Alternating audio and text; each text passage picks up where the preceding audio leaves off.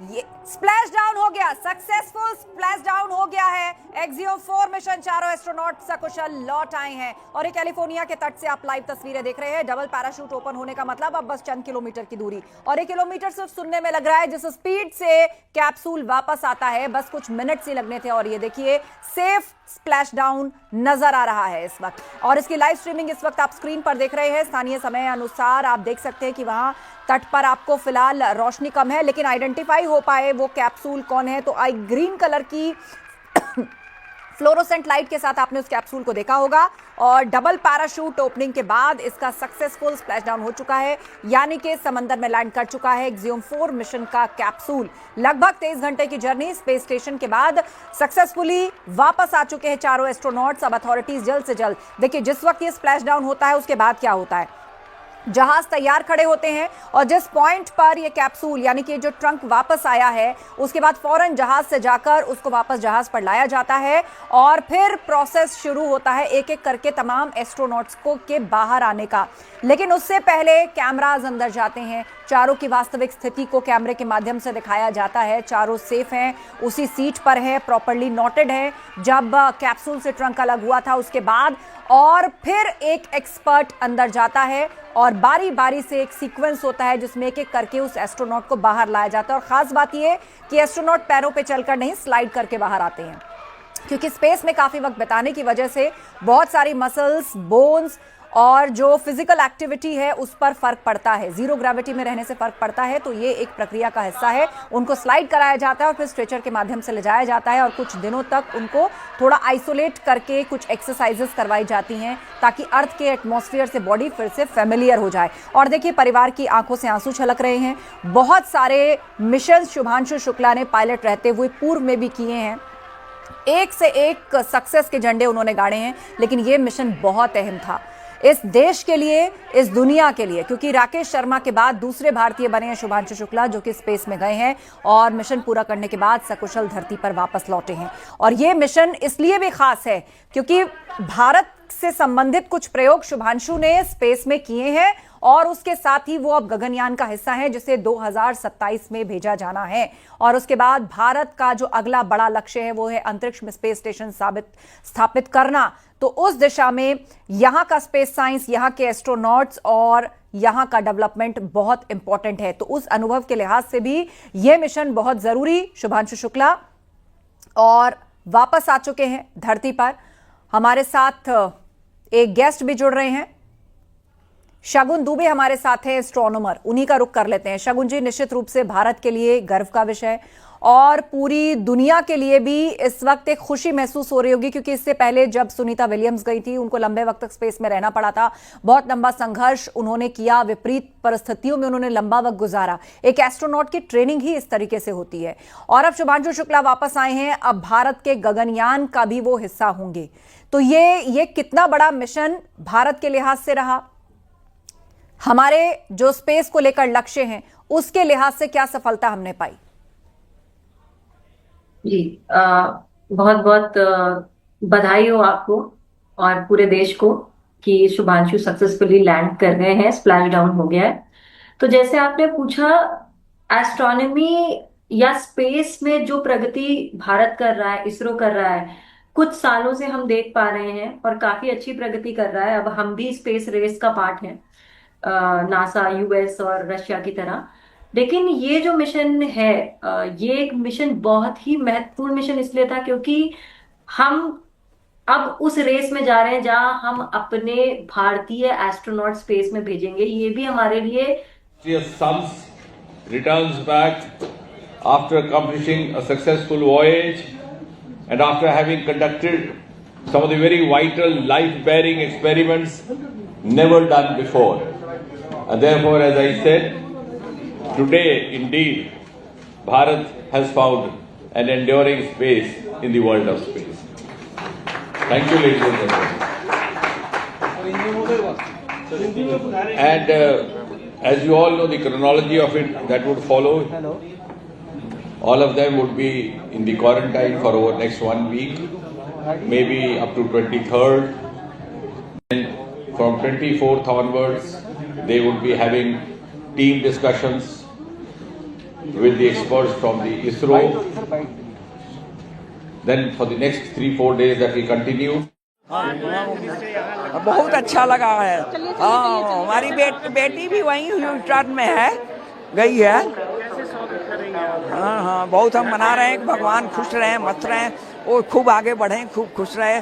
अब उतरने वाले हैं ना, वापस आने वाले हैं। हाँ, थोड़ा सा हमें थोड़ा टाइम दो, थोड़ा समझ लीजिए।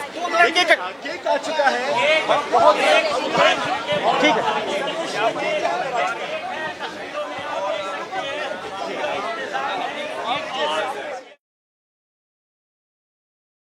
रिएक्शन आप देख रहे हैं और फिलहाल स्क्रीन पर वो तस्वीरें हैं जो अपने आप में ही बहुत कुछ बयां कर रही हैं। एक इतिहास को जो लिखा जा चुका है और एक वो इतिहास जिसको लिखा जाना है और जिसकी तरफ भारत के कदम बहुत तेजी से बढ़ रहे हैं।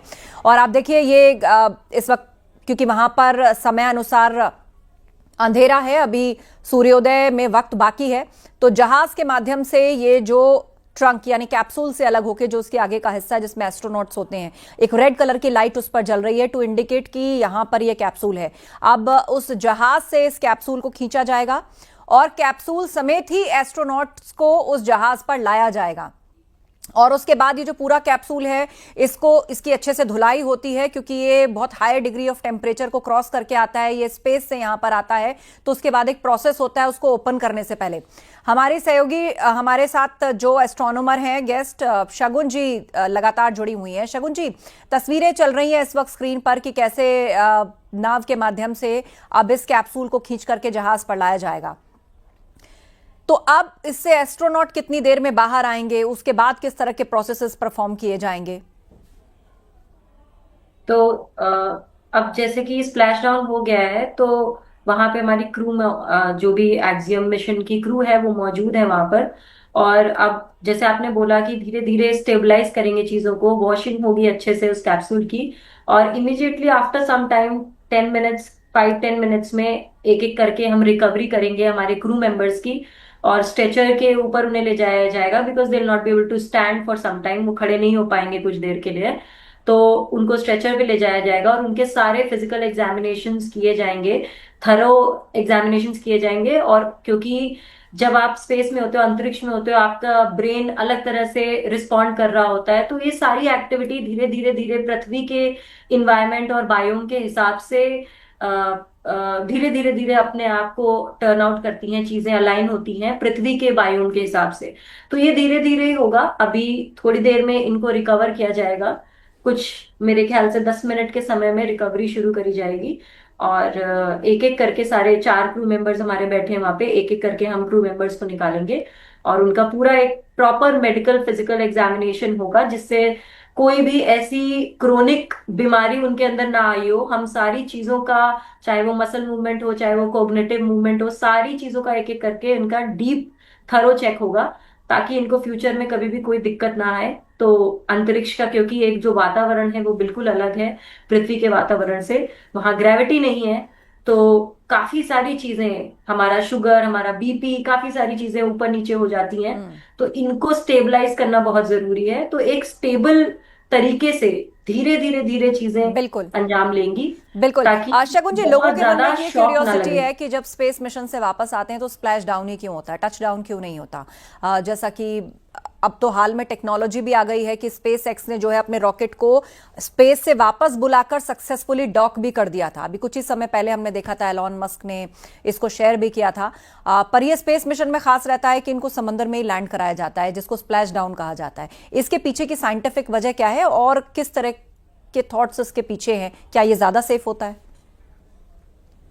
देखिए, जब भी हम स्प्लैश डाउन की बात अगर करते हैं तो वो सबसे एक सेफ और रिलायबल ऑप्शन इसलिए है क्योंकि पहली बात तो पानी एक नेचुरल कुशन की तरह काम करता है।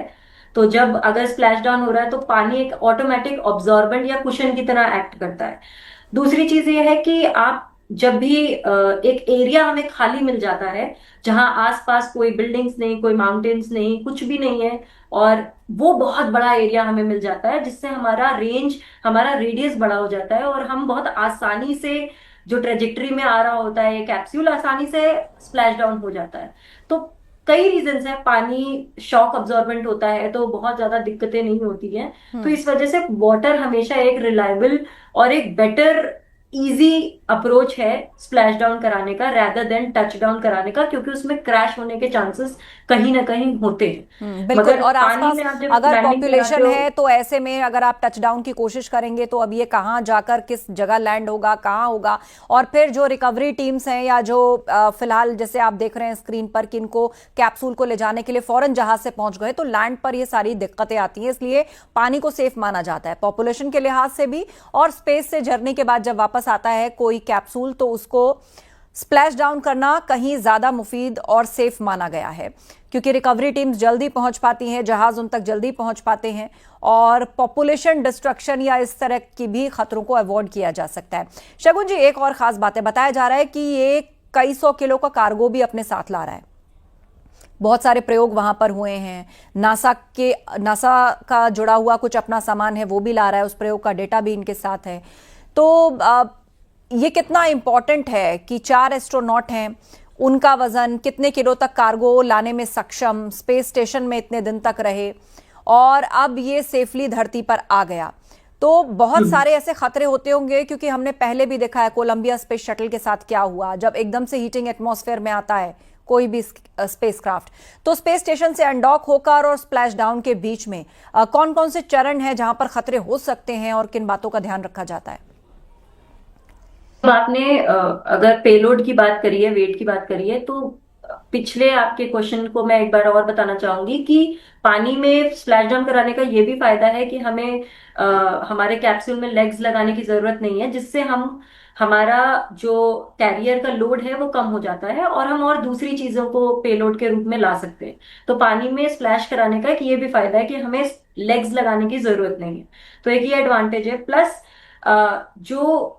जो भी एक्सपेरिमेंट, जैसे 60 से ज्यादा एक्सपेरिमेंट्स, 60 के आसपास एक्सपेरिमेंट्स हुए जिसमें हमने कई तरह के एआई बेस्ड एक्सपेरिमेंट्स भी किए हैं, क्योंकि